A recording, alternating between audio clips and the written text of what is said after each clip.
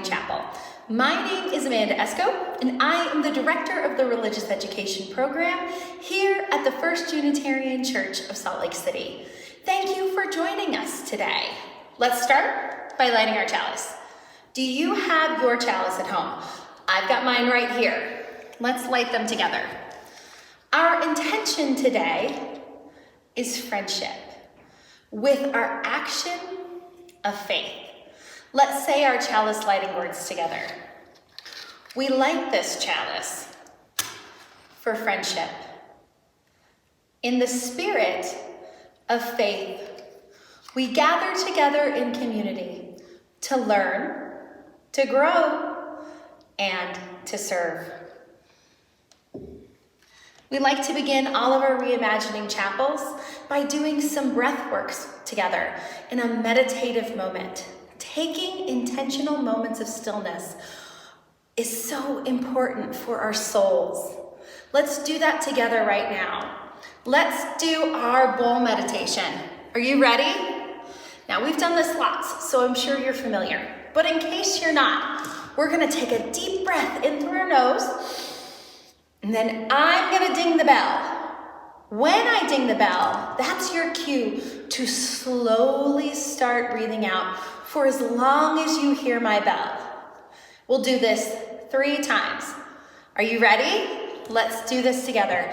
I like to ground myself, so I plant my feet into the ground. I stand up straight and tall.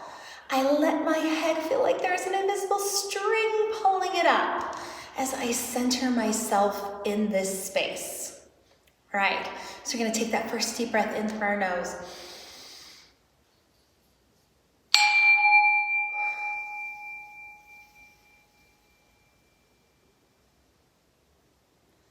Breathing out through our mouth. Let's do that 2 more times. Remember, we're gonna breathe in through our nose and breathe out through our mouth. We're gonna take our time and center ourselves. Let's do this again. Deep breath in through our nose.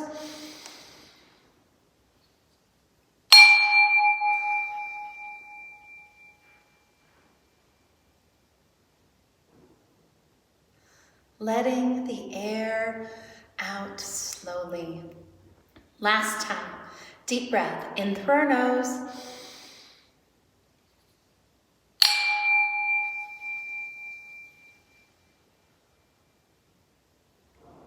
And out through our mouth. Hearing that bell ring as we breathe out. Well, spring is in the air, my friends. It has been so warm this week, and I've been excited to be outside. How about you? I know for myself, that's been a big joy. What else has been going on for you? Do you have any joys and concerns? I know that we're all so concerned about the war happening in Ukraine right now, legislation happening in our states and our country. There's a lot of things. So, what's on your hearts? I want you to tell the people that are with you that love you dearly. I'll be right here waiting for you when you get back.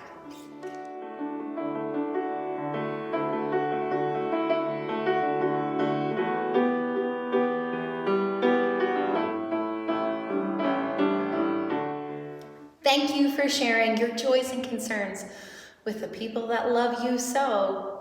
Well, I'm lucky enough to start off our Women's History Month here in the United States. March is Women's History Month, and so this month we are going to highlight UUs throughout history that have made an impact that are also women. So I'm going to introduce you to a female minister from our history in the Unitarian Universalist faith. I can't wait to share her life with you.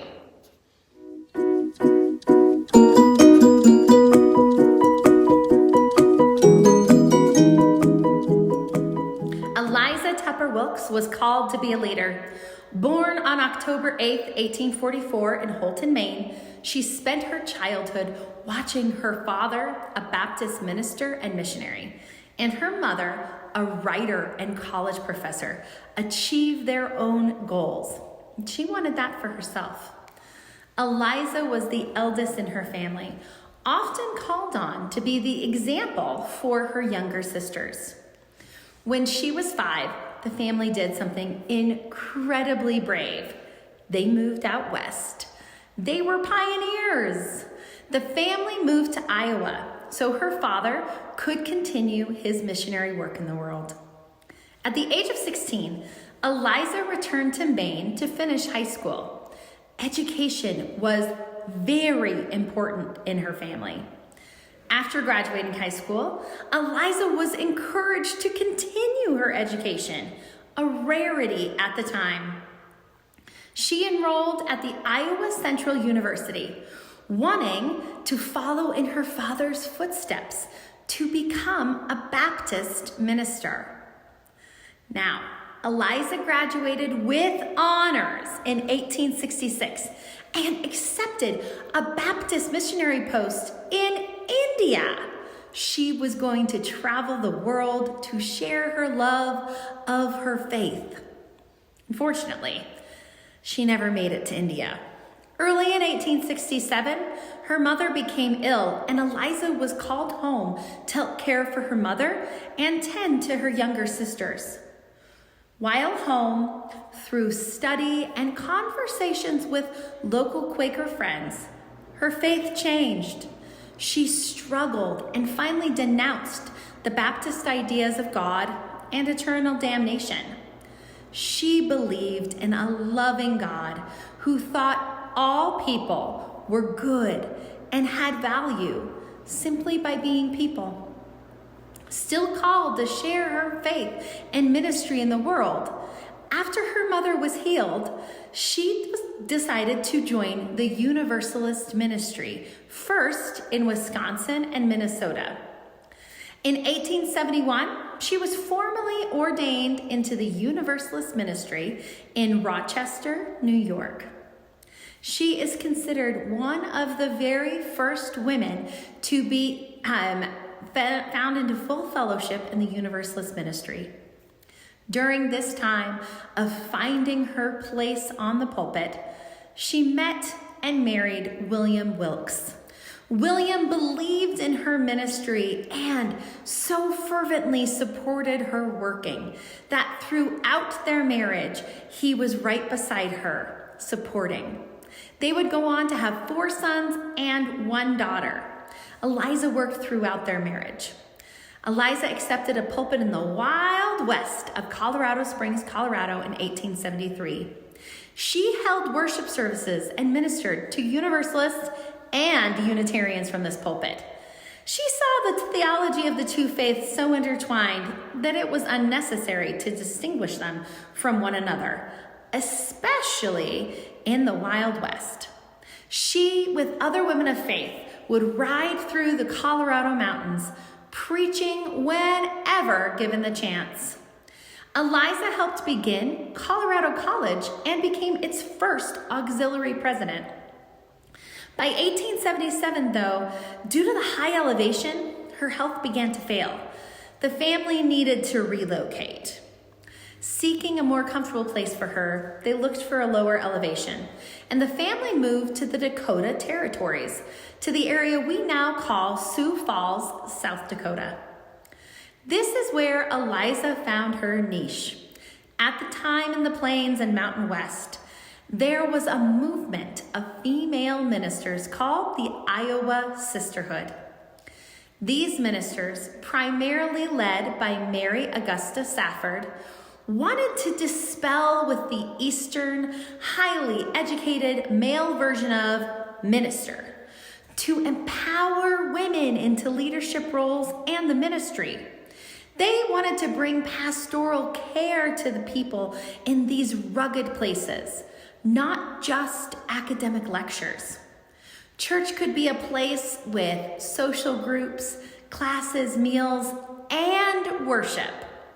Few male ministers wanted to move out west anyways for a ministerial job, and the women of the Iowa Sisterhood gladly took up those calls.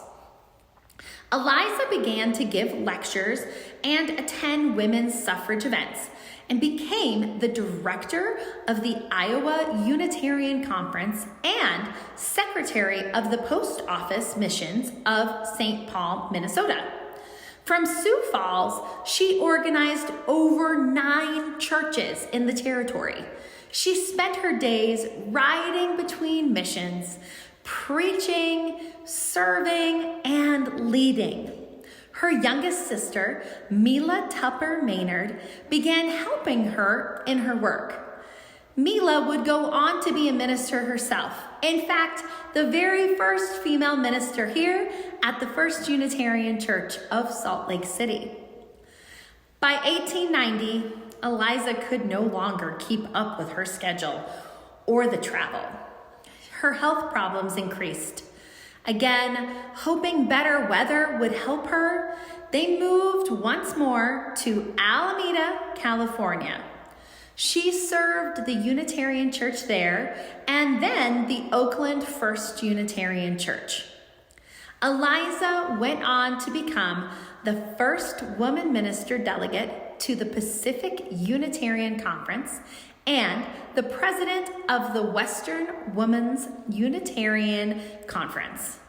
She couldn't help but throw herself into leadership work. She founded another Unitarian church in California and continued her ardent work for women's suffrage. She traveled to England and to Budapest to speak and rally others internationally for women's right to vote. By 1909, her most impassioned supporter, her husband, died. Eliza decided it was time for her to retire formally from the ministry as well. While visiting her daughter in New England, Eliza died on February 5th, 1917. Over her career, Eliza started over 11 churches, preached to thousands of people, and fought for the equal treatment of women in the ministry and in the world. Her leadership, work ethic, and tenacity continue to inspire. Hello and welcome to the Wonder Box. I'm Lissa Lander and I'm the Religious Education Assistant at the First Unitarian Church of Salt Lake City. Today is exciting because we are going to start learning more about our principles. So, a principle is an important idea or a sort of rule, and our congregation affirms and teaches 8 principles which help us tell the world what it means to be a UU. We're going to start today with surprise number 1.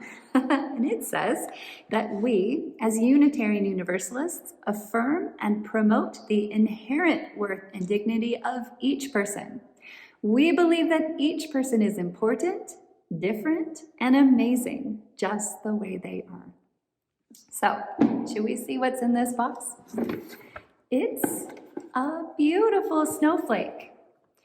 This reminds me of a story called The Weight of a Snowflake from the book A Lamp in Every Corner, our Unitarian Universalist storybook. And it goes like this.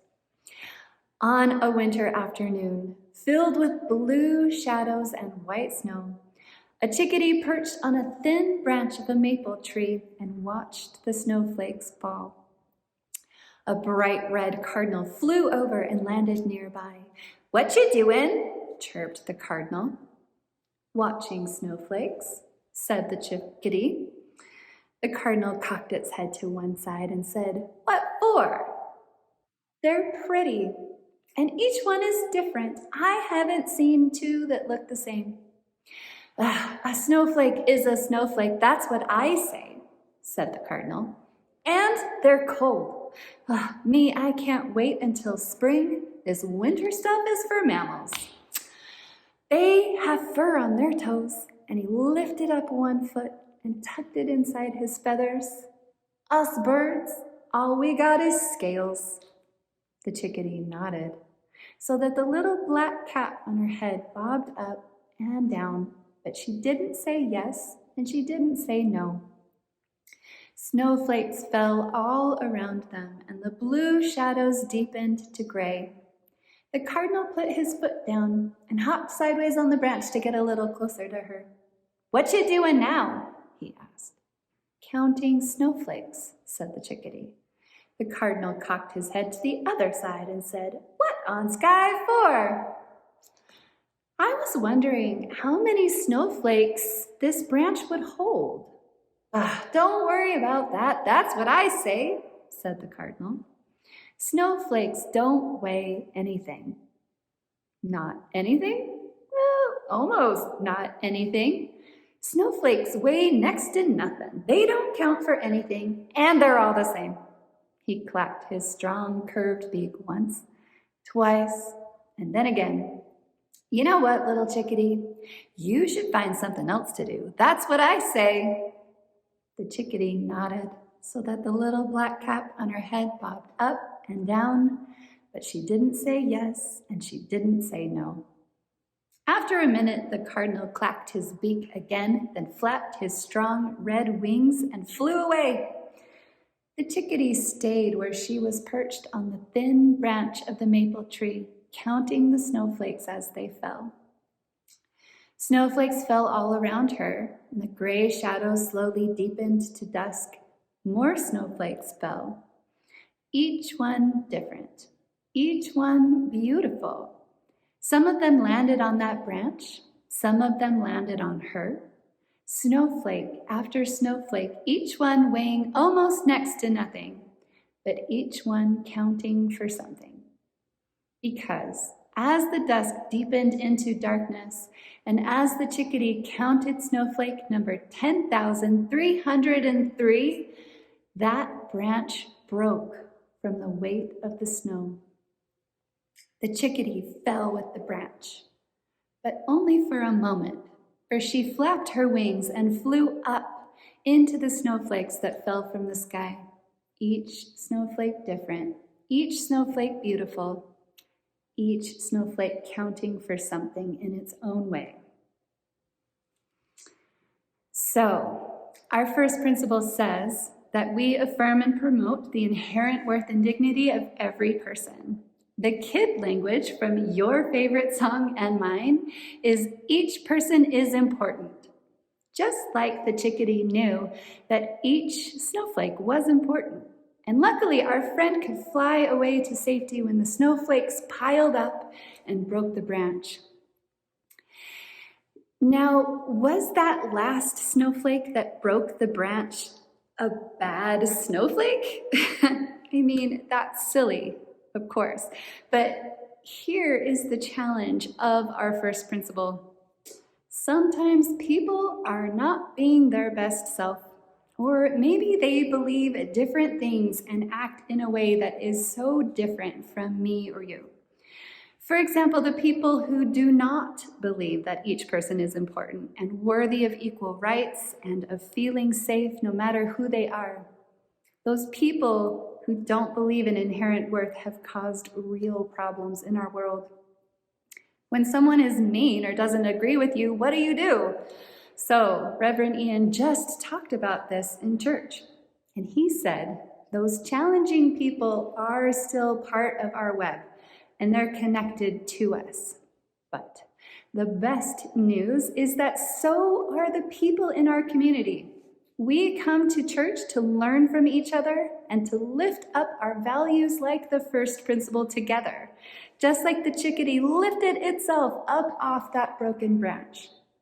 Our strong communities of UUs around the world will continue to act like each and every person has inherent worth and dignity. Just like when the Unitarian Service Committee rescued people during World War II. And just like the Unitarian Universalist office at the United Nations, which was an important part of writing the Universal Declaration of Human Rights. We will keep trying to change the world one person at a time. Because as Reverend Dr. Rebecca Ann Parker says in the UU Pocket Guide, reverence and respect for human nature is at the core of Unitarian Universalist faith. We believe that all the dimensions of our being carry the potential to do good. We celebrate the gifts of being human, our intelligence and capacity for observation and reason, our senses and ability to appreciate beauty, our creativity, our feelings and emotions. We each have these gifts and more, and each one of us is important. That means you and me. And so we will continue to show up and to learn about each other's gifts, and together we will lift up and fix the broken parts of our world. Thank you for joining me for this edition of the Wonder Box. Tune in next time when we will talk about our second principle, be kind in all you do.